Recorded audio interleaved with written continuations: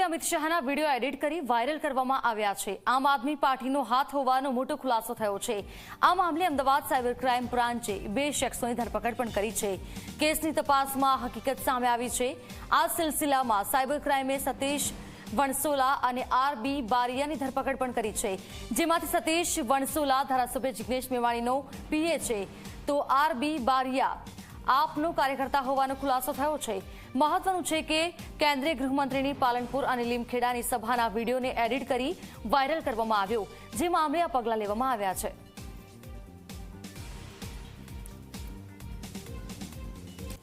Fake video કેસમાં કાર્યવાહી મુદ્દે જિગ્નેશ મેવાણીએ નિવેદન આપ્યું છે। સરકાર સિલેક્ટિવ રીતે કાર્યવાહી કરી રહી છે। મેવાણીનું કહેવું છે, સતીશને પ્રચાર કરતા રોકવા માંગે છે ભાજપ।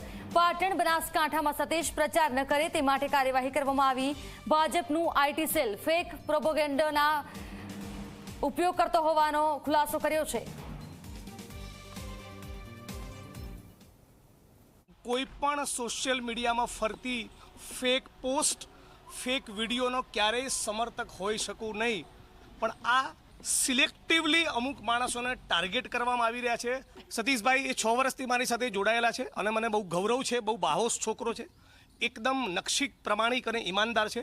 વડગામના અને બનાસકાંઠાના સર્વ સમાજના પ્રાણ પ્રશ્નોને લઈને એ સતત રજૂઆત કરતો હોય છે। કદાચ શરત ચૂક થઈ હોય